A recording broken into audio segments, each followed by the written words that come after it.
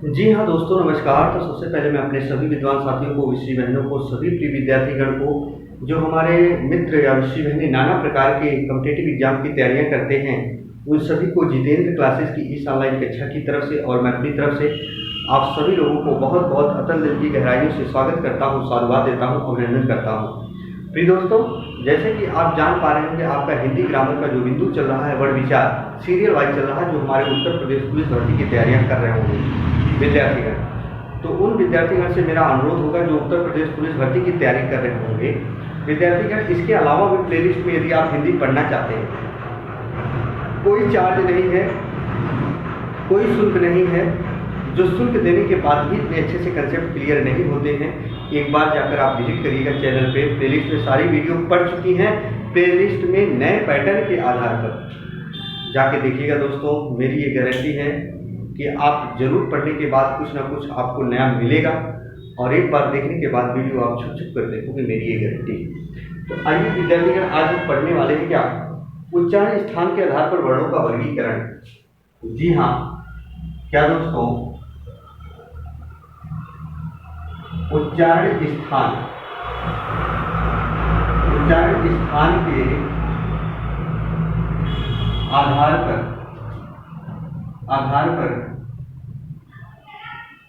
वर्णों का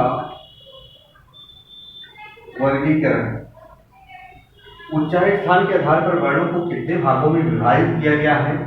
तो दोस्तों ये कितने होते हैं? 5 होते हैं दोस्तों, ध्यान से सुना।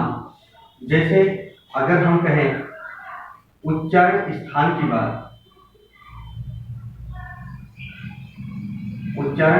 की बात करें, तो उच्चारण स्थान में जैसे हम कहें दोस्तों, आता है क्या?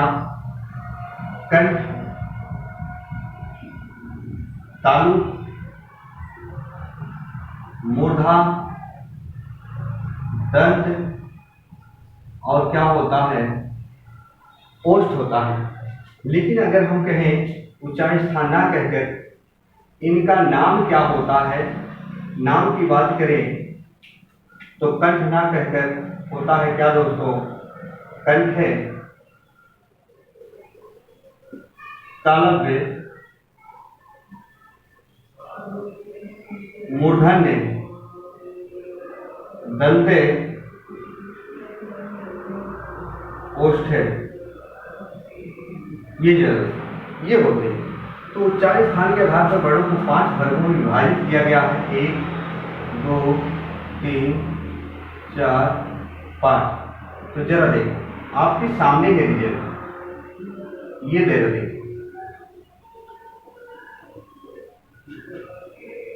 जा देखो,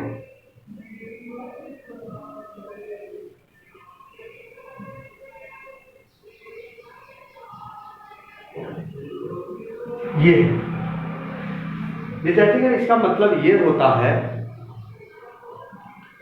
कि हमारे जो हिंदी भाषा भाषी के विद्वान साथी थे, उन्होंने कहा जब हम इनका उच्चारण करते हैं, वर्णों को या स्वरों का जब उच्चारण करते हैं, कुछ ध्वनियां कंठ से निकलती हैं, तो कुछ तालु से, कुछ मूर्धा से, कुछ दंत से, कुछ ओठ से पढ़े जाते हैं। इसका मतलब ये था, याद रखना, ध्वनि के अपने निकलने के 5 साधन या माध्यम होते हैं। ध्वनि के अपने निकलने के 5 साधन या माध्यम होते हैं। सबसे पहले जैसे विद्यार्थीगण, हमें कोई भी चीज पढ़ते हैं तो ध्वनि निकालते हैं, पहले गले में आती है यानी कंठ में, फिर तालु में सीधा निकलती है, जाके कहाँ लड़ती है? दीवार या छत यानी तालु में। फिर क्या होता है विद्यार्थीगण? आता है दांत का पिछला हिस्सा, जिस पर दांती कटी होती है, जिसे जबड़ा या मूर्धा कहा जाता है। फिर दांत के पिछले हिस्से पर दंत, फिर ओष्ठ के द्वारा ध्वनि बाहर निकल जाती है। तो मुखाग्र का सबसे जो बाहरी हिस्सा होता है ना, वो क्या होता है? ध्वनि के अपने कितने साधन या माध्यम होते हैं? 5। उसमें से मुखाग्र का सबसे बाहरी हिस्सा ओठ से होता है। ओठ क्या होता है? ओठ। और अंदरूनी हिस्सा ध्वनि उच्चारण का क्या होता है? कंठ होता है। बात ध्यान से सुना। तो इसमें आपको ये देखना है, जो कंठ होता है इसमें क्या क्या आते हैं, तो ध्यान से सुनो। कंठ में क्या आते हैं दोस्तों? कै वर्ग। कै वर्ग, कै वर्ग का मतलब ये होता है दोस्तों कि जितने भी कै वर्ग में होंगे, का, खा, गा, घा, अंगा, का खा गा घा अंगा का वर्ग होते हैं।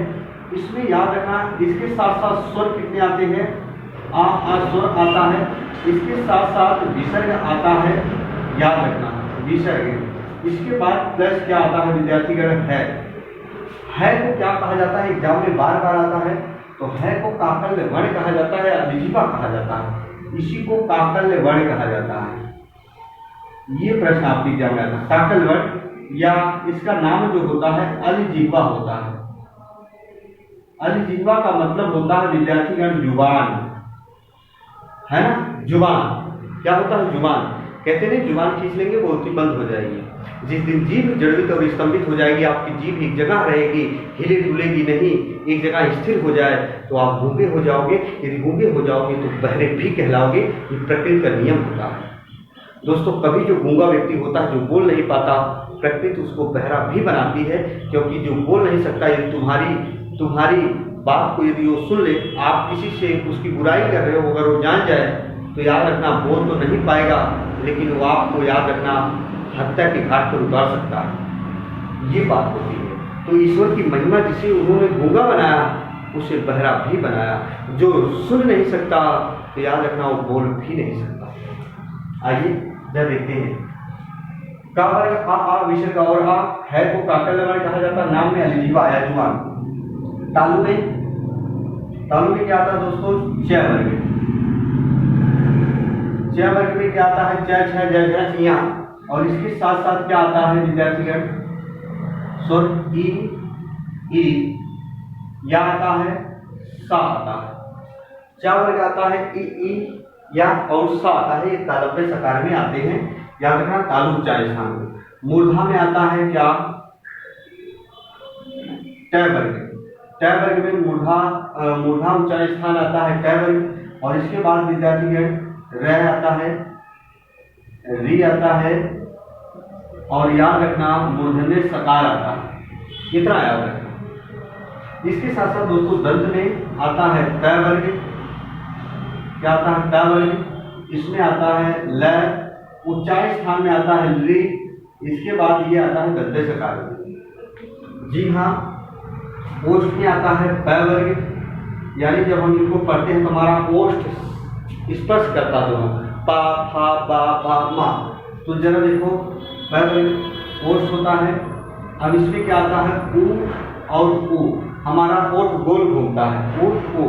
तो याद रखना प वर्ग में आता है प वर्ग पापा बाबा माँ, ऊ और ऊ, याद रखना ओष्ठ है। ये आते हैं। अब आपको एक चीज बता रहे हैं पॉइंट करके दोस्तों, बहुत अच्छी चीज बता रहे हैं पॉइंट करके। हमारे हिंदी वर्णमाला के ऐसे कितने स्वर उच्चारण स्थान में भाग लेते हैं, तो आ दो यहाँ चार, एक पाँच, दो कितने हो गए, सात। तो 7 स्वर हमारे उच्चारण स्थान में भाग लेते हैं। उच्चारण स्थान में भाग लेते हैं। ये उच्चारण स्थान में भाग लेते हैं। कितने स्वर हैं, 7 विद्यार्थीगण, और आप जान रहे हो कौन कौन से हैं। अब हम उसको लिख दे रहे हैं। तो जरा देखो, आ भाग लिया कहाँ, हमारे कंठ में। फिर क्या भाग लेता है, ई भाग लिया। फिर क्या भाग लिया, री भाग लिया। फिर क्या भाग लिया विद्यार्थीगण, ऊ या ऊ। तो 2 2 4 2 6 कितने हो गए, 7। ये 7 स्वर हमारे उच्चारण स्थान में भाग लेते हैं। याद रखना, इसका एक बार स्क्रीनशॉट लो आप लोग फटाफट। फिर देखते हैं। जी हाँ, अब जरा देखो कुछ चीज हम बताने वाले हैं इसके साथ साथ, और इसके अलावा भी उच्चारण की दृष्टि से वर्णों का वर्गीकरण 5 भागों में किया गया है। लेकिन इसके अलावा भी कुछ आते हैं विद्यार्थीगण, जैसे आपसे पूछ ले, ये 4 स्वर होते हैं आपके। जैसे मान लो अलग से हम बता रहे हैं, ए, ऐ, ओ, और क्या होता है, औ। ये सही स्वर होते हैं, ए, ऐ, ओ, औ। तो अगर हम विद्यार्थीगण ये ए और ऐ को कहें तो याद रखना इनका जो उच्चारण स्थान होता है कंठ प्लस तालव्य, तो याद रखना इसका नाम होता है कंठ या तालु। कंठ तालव्य होता है। क्या होता है? कंठ तालव्य। तो कंठ प्लस तालव्य जो होते हैं, या कंठ तालु यहां लिख लेना, कंठ तालु और नाम होता कंठ तालव्य। इसमें कौन कौन से स्वर होते हैं? ए और क्या होते हैं? ऐ। और ऐसे अगर कह दे कंठ प्लस ओष्ठ, और यहां लिख दे कंठोष्ठ है, कंठोष्ठ है विद्यार्थीगण, कंठोष्ठ है में क्या होगा? ओ और अ होगा, ओ और क्या होगा दोस्तों? अ होगा, याद रखना। ऐसे आता है दंत प्लस ओष्ठ, ध्यान से सुनना दोस्तों, दंत प्लस ओष्ठ, यहां क्या लिखेंगे? दंतोष्ठ, दंतोष्ठ है, यहां क्या होगा? वह होगा। बात समझे क्या? जी हाँ। तो एक बार इसका स्क्रीनशॉट लो दोस्तों।